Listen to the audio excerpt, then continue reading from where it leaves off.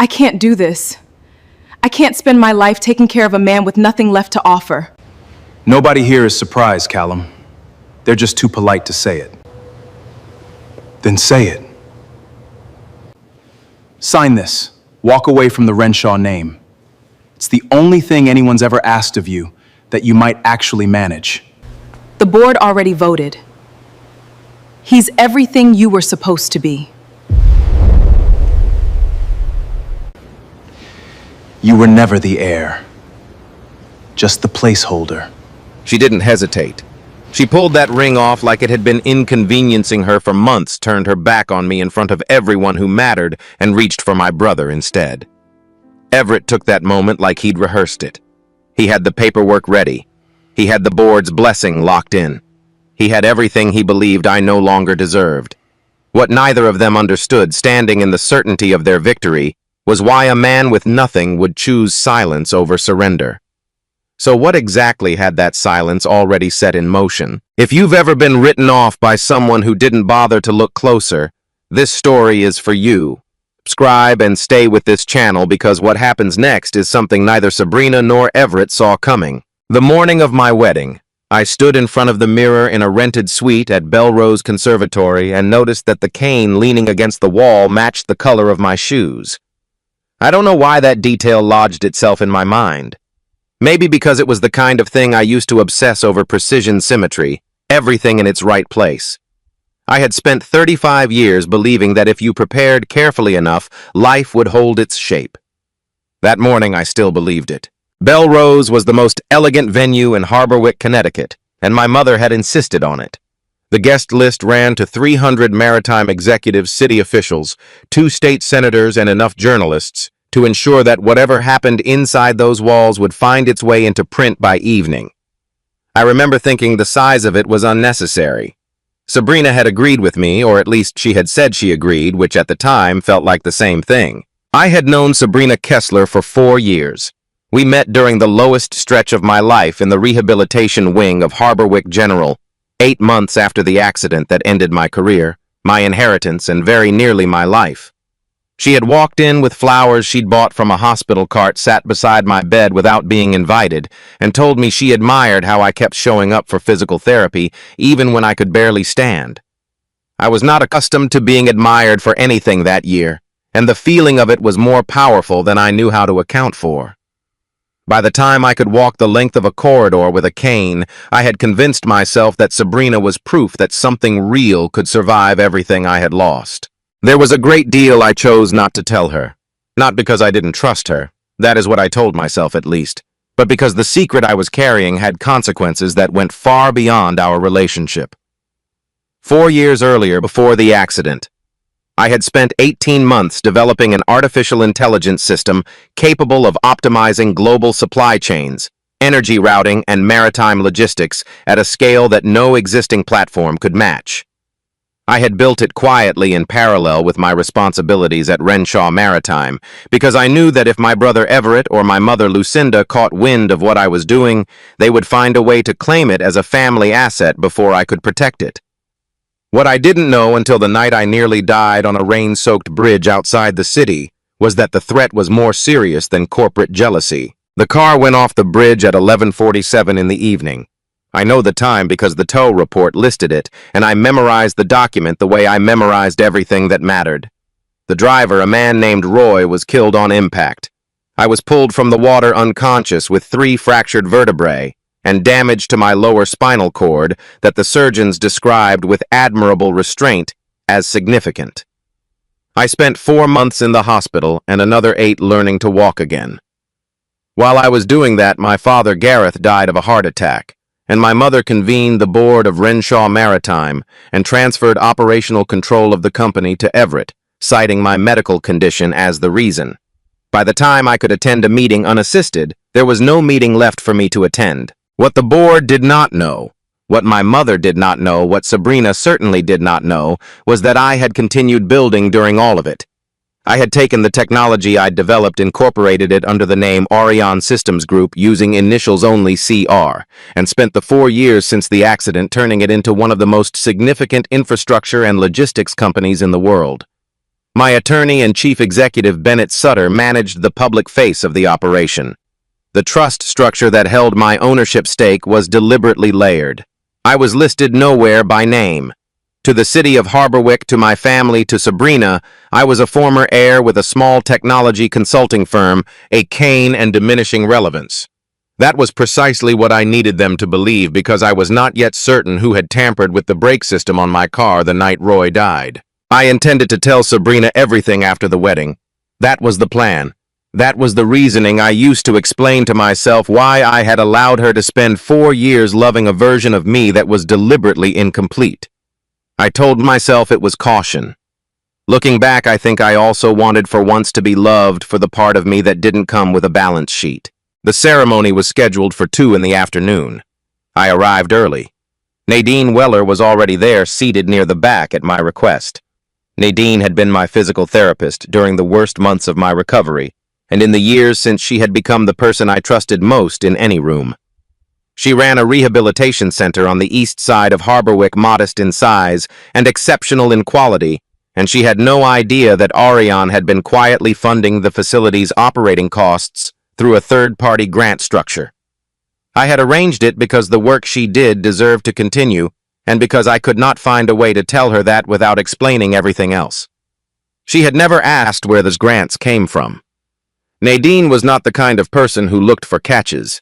When the processional music started, I stood at the altar and watched Sabrina walk toward me in a dress that had cost more than most people in that room earned in a month. She was smiling.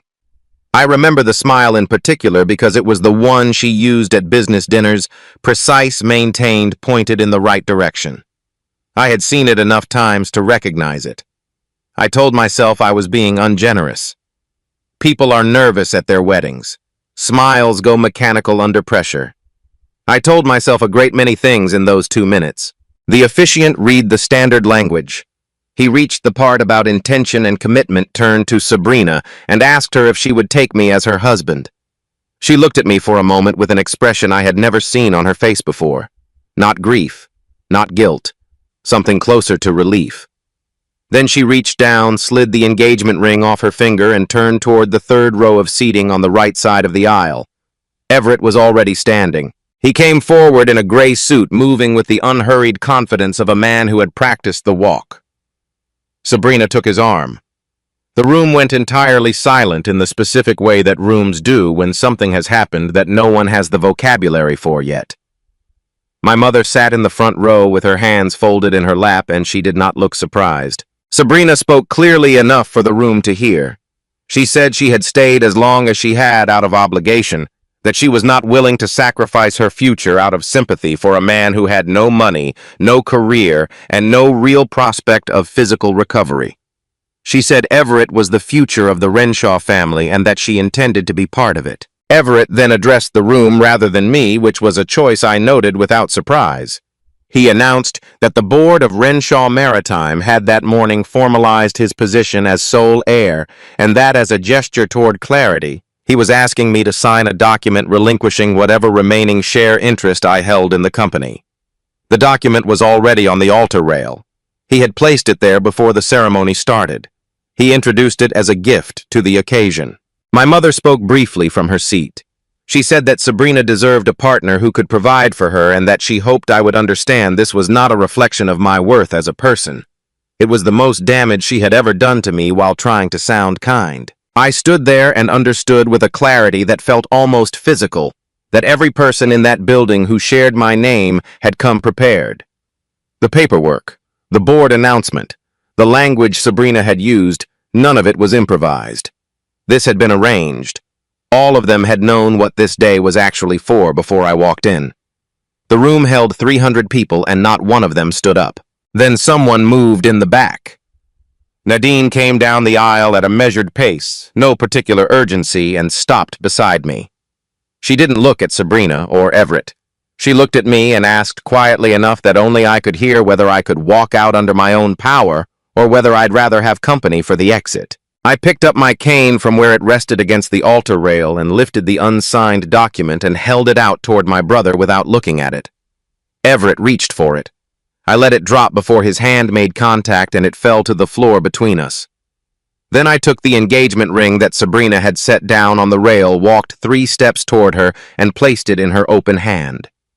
I told her without raising my voice that from this moment forward, every choice she made was her own to live with. Nadine and I walked out together through the main entrance of Belrose Conservatory past 300 people who had the decency to stay silent as we left. The afternoon sun was stronger than I expected. I stood on the front steps for a moment, and while Nadine went to get the car, I took out my phone and sent a single message to Bennett. Begin the audit. Stop protecting Renshaw Maritime. Bennett called me that evening. He had been waiting for the word for months, he said, and he did not editorialize about the wedding. What he told me instead was that the financial picture at Renshaw Maritime was considerably more precarious than the family understood. Over the previous 4 years, Orion had quietly extended favorable shipping contracts, embedded proprietary logistics software into the company's operations at no cost, and maintained a line of credit that Everett's management team had been drawing against without knowing its origin. The arrangement had been my decision. My father's employees, the dock workers, the freight coordinators, the operations staff who had nothing to do with board politics, had families and mortgages and pension contributions that depended on the company staying solvent. I had not been willing to let them absorb the consequences of my family's incompetence. Bennett estimated that if Orion withdrew its support entirely, Renshaw Maritime would become insolvent within 3 weeks. The immediate calculation was obvious. I could go public before the week was out. Bennett could arrange a press conference, release the ownership documentation, and let the city of Harborwick understand that the man Sabrina had abandoned at the altar that afternoon was the majority stakeholder of a $65 billion technology and infrastructure company. I could watch Everett's board announcement collapse in real time. I could let Sabrina understand exactly what she had walked away from in the specific numerical terms that apparently constituted the only language she found persuasive. I told Bennett to hold. The document Everett had brought to the ceremony contained electronic signatures in fields that I had never accessed. I had not provided authorization codes to anyone outside of Orion's internal systems, and the codes embedded in that paperwork matched a format I recognized. Someone with inside knowledge of my digital infrastructure had generated those signatures. Everett was not technically sophisticated enough to have done it alone, which meant Sabrina, who had spent 4 years inside my home and several months before the engagement increasingly interested in the details of my work calendar, had given him something. I didn't know yet what she had taken.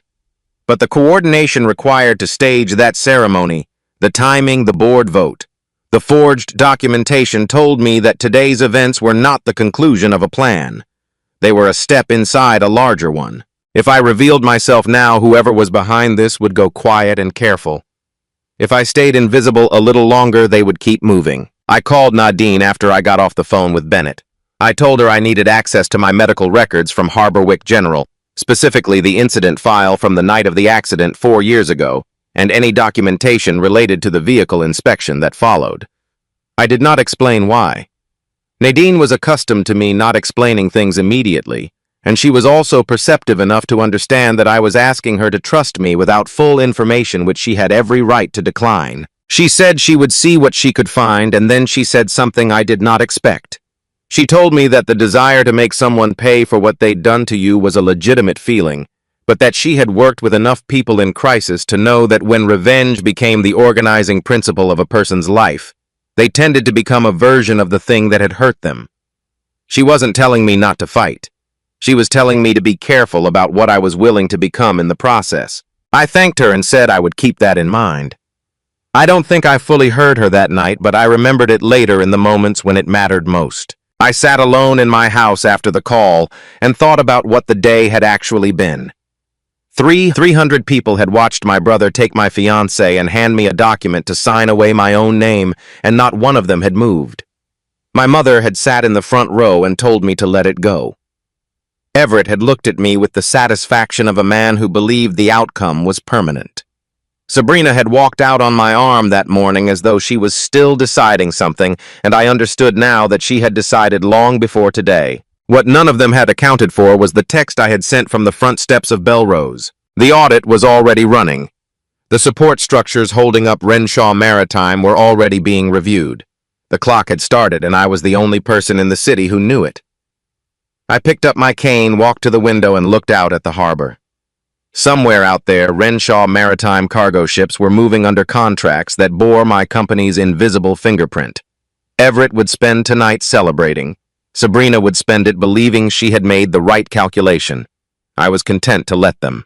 3 days after the wedding, Sabrina appeared on a local television program with the careful composure of someone who had rehearsed her grief until it looked spontaneous. I watched the segment from my kitchen with a cup of coffee going cold on the counter.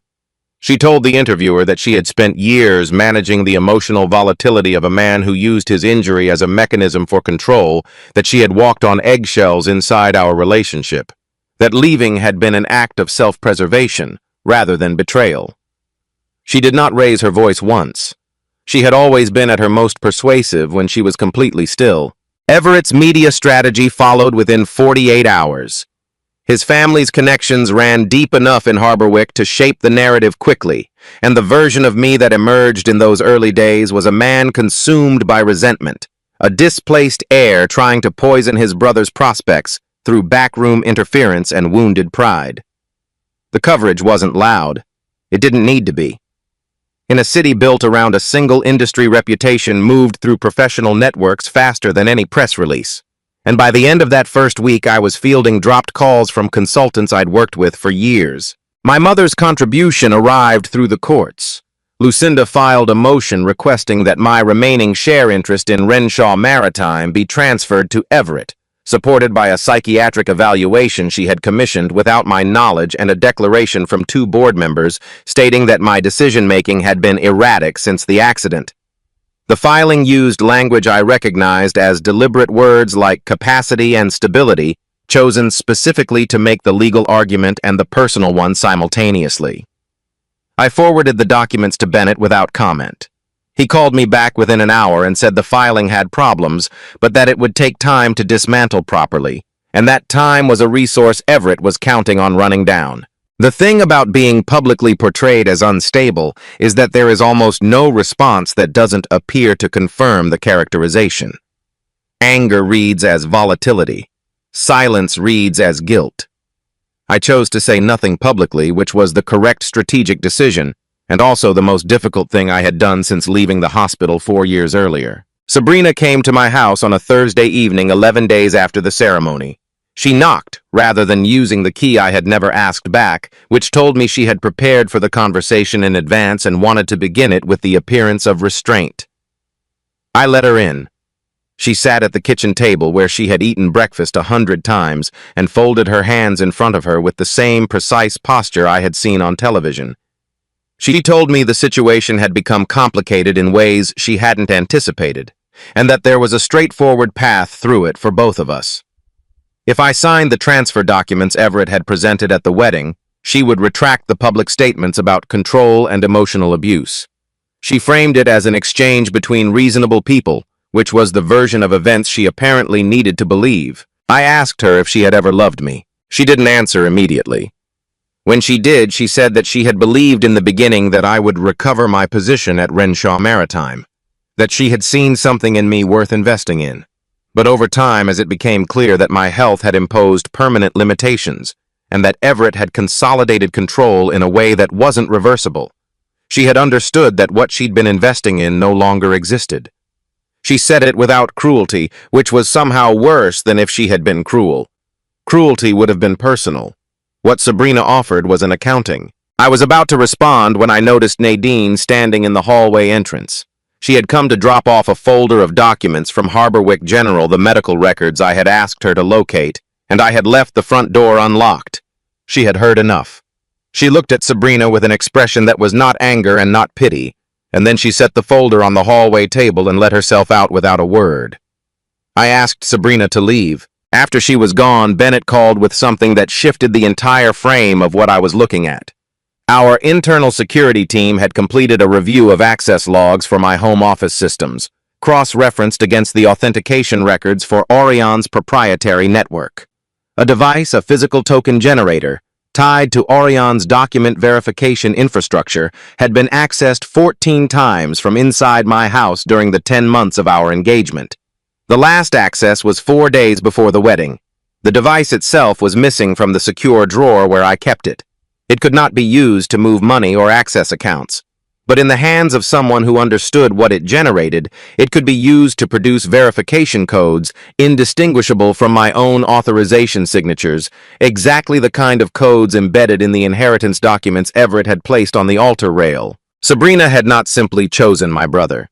She had been inside my systems for nearly a year. The Harborwick Global Infrastructure Conference was held every 18 months at the convention center on the waterfront, and this cycle's agenda had been organized around a single headline. Orion Systems Group would be announcing its first public leadership disclosure ending 4 years of anonymous operation. The timing had been planned before the wedding, and I saw no reason to change it. If anything, the events of the previous weeks had clarified exactly why the reveal needed to happen in this particular room in front of this particular audience. Renshaw Maritime had requested a meeting with Orion's executive team as part of the conference proceedings. The request had come through official channels routed to Bennett's office, asking for consideration of a long-term contract renewal. Everett, Sabrina, and my mother arrived together and took seats in the third row. I watched them from a monitor in the prep area backstage. Everett was wearing a new suit. Sabrina was positioned half a step behind him in a way that read as deliberately supportive. My mother sat with her hands in her lap and the practiced composure of a woman who had spent decades in rooms like this one. Before the session opened, Sabrina spotted me crossing the lobby and said something to Everett that made him laugh. She called across the space that she hoped I had found something useful to do with my afternoon. It was said lightly with the particular edge of someone who believes they are completely safe. Bennett took the podium at 2:15 and delivered the introduction in the measured cadence he reserved for high-stakes rooms. He spoke for approximately 4 minutes about the history of Orion, the scope of its operations across 31 countries, the infrastructure contracts it held with 7 national governments, and the trust structure through which its founding stakeholder had maintained privacy for reasons that would now be explained directly. Then he stepped aside and nodded toward the door to the right of the stage. I walked out. The room had 340 people in it, and the silence that followed was different from the silence at the wedding. That one had been stunned and uncomfortable. This one was the specific quiet of people recalibrating everything they thought they understood. The screen behind me displayed the ownership structure of Orion, the trust layers, the holding entities, and at the center of all of it, my name next to a net asset figure of $65 billion. I did not look at Sabrina immediately. I looked at the room and let the room look back. When I finally let my eyes move to the third row, Sabrina was completely still. The expression on her face was not the composed grief from the television interview. It was something rawer and harder to manage, the specific look of someone watching the foundation of a decision collapse in real time. Everett's jaw was set in anger. My mother had closed her eyes. Everett stood up before I finished my announcement. He said the technology underlying Orion had been developed using resources and intellectual property belonging to Renshaw Maritime, that I had built a $65 billion company on assets that belonged to the family, and that he intended to prove it. He said it loudly enough for the room to hear, which told me he had prepared for this contingency. He had not expected to use it today, but he had prepared for it. I noticed Nadine near the back of the hall. She was standing rather than seated, and she was watching me with an expression I recognized from the early months of my recovery, the particular attention of someone taking in more information than they're showing. She knew now. The version of me she had spent 4 years knowing as a struggling consultant with a modest practice and a difficult family situation had just been replaced by something she had no frame for. I understood even from across that room that the problem was not the money. The problem was that she had believed we were navigating the same kind of difficulty from the same kind of position, and I had allowed her to believe it. I announced that Orion would be conducting a full financial audit of Renshaw Maritime, that all existing contracts protecting the company's workforce would remain in place pending review, and that any executive compensation arrangements or asset transfers executed in the past 4 years would be examined for irregularities. I kept my voice level and my language precise. The facts laid out cleanly were sufficient. Everett filed the lawsuit 4 days later.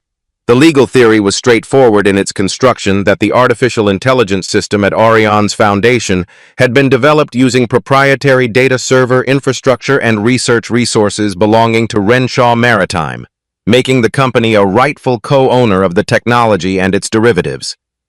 The stolen authentication device gave him the means to support the argument.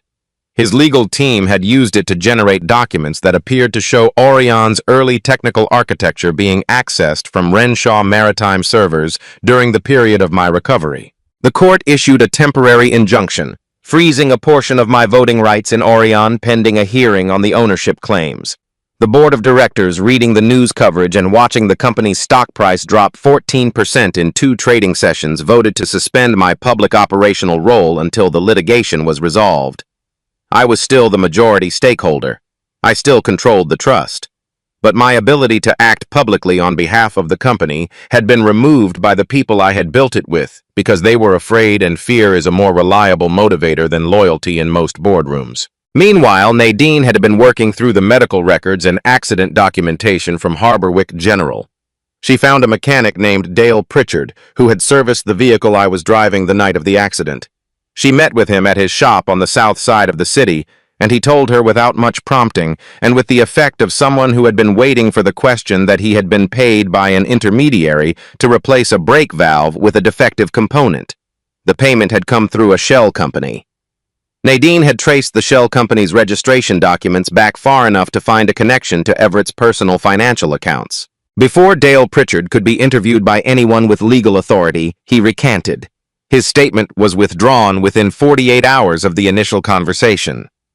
His family had relocated out of Harborwick by the end of the week. I learned from Bennett that my mother had known about the brake system before the accident report was finalized. She had used her standing with the department to ensure the investigation concluded with a finding of weather-related mechanical failure. Gareth had been on the verge of formalizing my succession at Renshaw Maritime.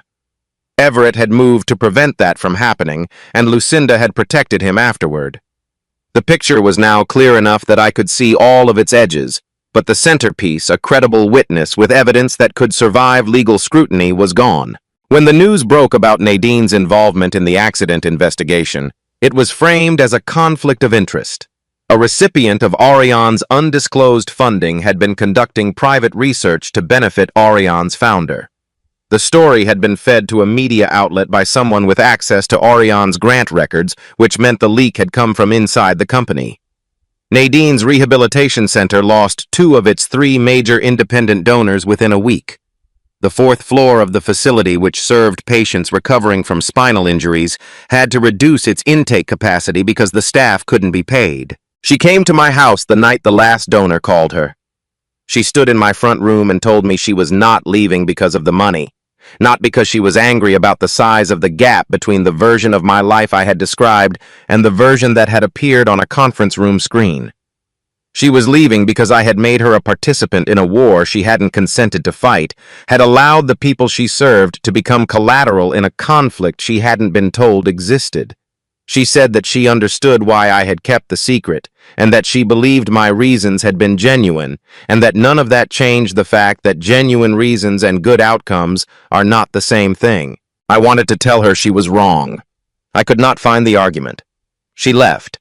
The door closed behind her with no particular force, which was somehow more final than a slam would have been. That same night, the storage unit where Bennett had been keeping physical documentation related to the accident printed records. The original photographs from the vehicle inspection correspondence from the weeks before the crash burned to the ground. The fire department listed the cause as electrical. Dale Pritchard's name was not in any of their reports because Dale Pritchard was no longer in the state. I was in the hallway of my house when my spinal injury flared, the particular kind of pain that announces itself not as a sensation, but as a structural failure. The body withdrawing a permission it had been granting on tolerance for years. I went down against the wall and stayed there on the floor in the dark for a long time, unable to get myself upright without something to brace against, and there was nothing close enough to reach. I had $65 billion in a trust structure with my name on it. I could not stand up. I could not produce a witness. I could not protect the company I had built, or the woman who had been honest with me when no one else had bothered. The audit was running and Everett was still free, and the floor of my hallway was cold in the way that floors are cold when you've been on them long enough to notice. I lay there and thought about what Nadine had said to me the night after the wedding when I had called her and she had told me to be careful about what I was willing to become. I had thanked her and not fully heard her. I was hearing her now. I got myself off the floor by bracing against the radiator near the baseboard. It took longer than I want to account for. When I was upright again, I stood at the window for a while with my hand on the sill and looked out at the harbor lights reflecting on the water, and I thought about the difference between a man who has lost everything and a man who has simply not yet moved. The distinction mattered. I had spent 4 years allowing people to confuse the two. Everett's offer arrived through his legal team the following morning, a formal settlement proposal structured with the precision of something that had been drafted over several weeks. The terms were clear. If I surrendered operational control of Orion and withdrew every claim related to the accident investigation, he would terminate the civil litigation, restore the grant funding to Nadine's Rehabilitation Center through a Renshaw Maritime charitable vehicle, and guarantee that no workforce reductions would occur at the company for a period of 3 years.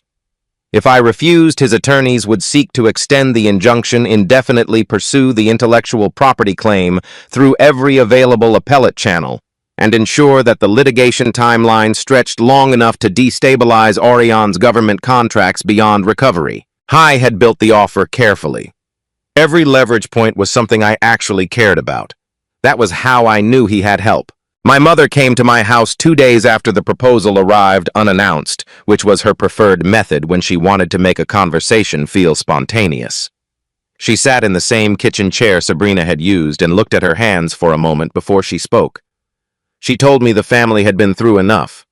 She said that Everett was not a bad person, that he had been young and frightened when he made the choices he made 4 years ago, and that the accident had been a terrible error in judgment rather than an act of malice, and that protecting him afterward had been the decision of a mother who had panicked. She framed all of it as context rather than justification, which was the most honest she had been with me in years, and it still wasn't honest enough. I asked her a single question. I told her that for as long as I could remember, she had treated my survival as something that needed to be accommodated around Everett's advancement, and I wanted to understand how she had made that calculation, how a mother arrived at the conclusion that one son's life was a reasonable cost of entry for another son's inheritance. She looked at me for a long time. She did not answer. She picked up her bag, stood, and told me she hoped I would make the right decision for the family. She meant Everett's family. She had stopped considering me part of it some time ago, and we had simply been performing otherwise. Nadine called me the evening after my mother's visit. She said she had heard about the settlement offer, that the terms relating to her center had been described to her by someone in Everett's circle, who apparently believed she would find them persuasive. She was calling to tell me the offer had not changed her position. She was not asking me to refuse it in order to protect her. She was also not asking me to accept it in order to make her situation easier. What she said after a moment was something closer to a question than an instruction. She asked whether I understood the difference between punishing Everett and holding him accountable, because in her experience those two things felt identical at the start, but led to entirely different places. I told her I thought I was beginning to. She said she would come by in the morning, and that she had something I needed to hear. When she arrived, she set a phone on the kitchen table and played me a recording. It was the conversation she had with Dale Pritchard at his shop, the session I knew about, the one that had preceded his recantation. But she had recorded the full exchange, not just the portion she had summarized for me. What I heard on that recording went further than what she had described. Dale Pritchard had named the intermediary who had approached him. He had described the payment structure in detail and referenced a specific account number. He had also mentioned, almost incidentally, that he had received a follow-up call 3 days before he recanted a call that had come from a number registered to one of Everett's personal assistants. The recording was not the clean testimony of a credible witness. Dale was gone and the recantation was on record. But the account number he had cited matched a transaction string that Bennett had flagged months earlier when auditing the shell company's financial structure. Together, they were not sufficient for a criminal conviction. together with the authentication device logs, the access records from my home systems, and the document trail Bennett had been quietly assembling since the wedding, they were sufficient to reopen a closed investigation. Bennett had also spent the previous 3 weeks working with Orion's internal engineering team to reconstruct the development logs from the company's founding period. Every build record, every version timestamp, every code commit had been stored in an encrypted archive on Orion's primary servers, a redundancy measure I had insisted on years earlier for reasons that had nothing to do with litigation and everything to do with the fact that I had learned not to trust single points of failure. Those logs showed with the specificity that only raw engineering documentation can provide that the core architecture of Orion's system had been developed and version controlled before any data from Renshaw Maritime had been introduced into the platform. The intellectual property claim Everett had filed was not just legally weak, it was factually false, and the timestamps proved it. The logs also showed something else. They showed the exact date, time, and terminal location of every access event involving the stolen authentication device. 14 sessions, each one traceable to a specific IP address. Each one timed to periods when Sabrina had been alone in my house while I was traveling for client work. The documentation did not name her. It didn't need to. The pattern was its own argument. Sabrina called me directly 2 days before the shareholder meeting. She said she needed to talk, not as adversaries. I let her speak. She told me that the legal situation had evolved in ways she hadn't anticipated, and that Everett's attorneys had been in contact with her about her potential exposure in the intellectual property case. The authentication device access logs had apparently been shared with Everett's team as part of discovery, and rather than using them only to support the claim against me, his attorneys had structured the filing in a way that made Sabrina the primary actor, the person who had physically accessed the device, executed the sessions, and transferred the information. Everett's name appeared nowhere in that section of the filing. She had been positioned as the architect of a scheme she had participated in as an instrument. She said she had documentation. 11 months of messages, call logs, and written instructions. Everett had sent her specific directions about what to access, when to access it, what format to save the output in, and where to deliver it. She had followed those instructions because she had believed she was helping consolidate a straightforward inheritance transfer. Whether that distinction would reduce her legal exposure was a question for her attorney. What it meant practically was that she had evidence that made Everett's involvement explicit and her own role derivative. She asked if I would help her. I told her I would not interfere with whatever arrangement she reached with prosecutors. I told her that if her documentation was genuine and she chose to provide it to the relevant authorities, that decision was hers to make on its own terms, and that she should make it based on what was true rather than on any expectation of my involvement. I told her one other thing before I ended the call. I told her that the most painful part of what had happened between us was not that she had chosen someone else, and not even that she had helped take something from me. It was that she had looked at me for 4 years and seen only the question of what I was worth in the room's terms, and had never understood that I had been something else entirely the whole time. She had been trying to calculate the value of a thing she never actually looked at. She had nothing to say to that.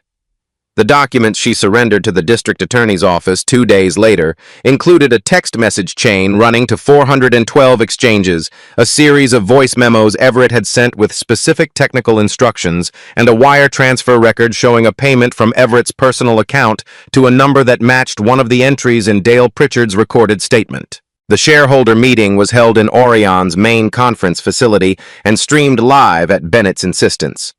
I had agreed to the live format because I wanted there to be no version of that room that could be edited afterward. I stood at the front of the space, same cane, same measured pace, and I spoke for 40 minutes. I did not perform regret about the secrecy that had surrounded Orion's founding, but I acknowledged it plainly. I had chosen to remain invisible because I believed I was in danger, and that choice had consequences for people who deserved better than to be kept in the dark. I presented the engineering logs. I presented the authentication access records. I presented the financial trail connecting the shell company to Everett's personal accounts, and the shell company to the brake valve replacement, and the brake valve replacement to the specific component failure that had sent my car off a bridge on a rain-soaked night 4 years ago with Roy in the driver's seat. I did not editorialize. The room was quiet in the way that rooms are quiet when people are doing the work of revising their understanding of a long period of time. The board voted to restore my operational authority before the session ended. Everett was arrested the following morning on charges of conspiracy to commit murder, financial fraud, evidence tampering, and obstruction of justice. Sabrina was charged with accessory to fraud, unauthorized access to protected computer systems, and concealment of evidence. She entered a cooperation agreement and received a reduced charge structure. I did not call anyone on her behalf, and I did not contact her attorney. My mother was removed from Renshaw Maritime's board, pending a separate investigation into her role in suppressing the original accident inquiry. Renshaw Maritime passed into the ownership of a labor trust structured by Bennett's team over the preceding 3 weeks. The workforce retained their positions, their pension arrangements, and their contracts. The Renshaw name remained on the letterhead because the people who worked there had earned it more than the family ever had. Everett's signing authority was revoked the same morning he was taken into custody. A year is not a long time for anything structural to heal, but it is long enough to tell whether the new shape is going to hold. Orion had recovered its stock position and exceeded its pre-crisis valuation by the end of the first quarter, following the shareholder meeting. The government contracts had been reinstated. Bennett had been formalized as chief executive with full public authority, which is what he had always functioned as, and he seemed to find the legitimacy clarifying. I purchased Belrose Conservatory 6 months after the wedding. The building had been on the market for less time than most people realized. The venue's management had been struggling with costs for 2 years before Everett had booked it. I paid a fair price. I then spent 4 months working with an architect and a clinical planning team to convert the interior into a rehabilitation and vocational training center for adults recovering from serious physical injuries. The conservatory's main hall, with its high ceilings and original stone floors, became the physical therapy wing. The smaller rooms along the east corridor became training spaces for transitional employment programs. Nadine became the center's director. I did not offer her the position as a way of bringing her back into my life, and she did not accept it on that basis. We had several direct conversations about the distinction before she agreed, and those conversations were more honest than most of the ones we'd had in the preceding 4 years. She accepted the directorship because the work aligned with everything she had built at the previous center, because the resources available at Belrose allowed her to serve more patients at a higher level of care, and because she had satisfied herself that the funding structure was transparent and her operational independence was genuine. Those were her terms. I thought they were reasonable. We rebuilt something between us in the months that followed, but we rebuilt it differently than it had existed before. There was less I was protecting her from, which meant there was less distance required. What grew in that space was slower and less dramatic than the version of connection I had imagined during the years when I was managing everything from behind a screen of careful omissions. It was also more durable. On the day the center opened, I arrived early and stood in the main hall while the staff finished the last preparations. The room looked nothing like it had on the afternoon of the wedding, and yet I knew exactly where the altar rail had been, the specific stone on the floor where Everett's paperwork had landed when I let it drop. The building holds its geometry regardless of what has happened inside it. Nadine found me there when she came in. She was carrying the morning's intake files and wearing the same expression she'd had in the back of the conference room during the shareholder meeting, taking in more than she was showing. She stopped beside me and looked at the same stretch of floor I had been looking at. I reached into my jacket pocket and held out a key, the physical key to the center's main entrance, one of 3 copies. She looked at it for a moment before she took it. I told her that the last time I had stood in this building, I had come with a ring for a woman who had spent 4 years calculating what I was worth and had never once asked what I wanted. I told her I was not interested in repeating that structure. What I was interested in was building something with a person who had met me at my lowest point and had somehow managed to see me anyway clearly and without revision, and had stayed in the room until I was ready to see myself the same way. Nadine turned the key over in her hand. She said that was a reasonable place to start. We walked out through the main entrance together into the morning, and the door closed behind us on its own, and the harbor was visible at the end of the street, and I did not look back. I had stopped being the man left at the altar the moment I chose not to sign that document. Everything since then had simply been the work of becoming whoever came next. Sabrina left because she could only see what I was worth on paper. Everett took what he thought was mine without understanding what had built it. And my mother chose silence over truth for years, believing that was the same thing as protection. None of them were right. Being written off doesn't mean you've lost. Sometimes the people who walk away are simply the ones who couldn't see far enough ahead. If this story stayed with you, if you've ever been underestimated by someone who should have known better, subscribe to this channel. There are more stories here about people who were counted out and chose to rise anyway. Leave a comment below and tell us what would you have done standing at that altar with the paperwork in your hands. Ciao.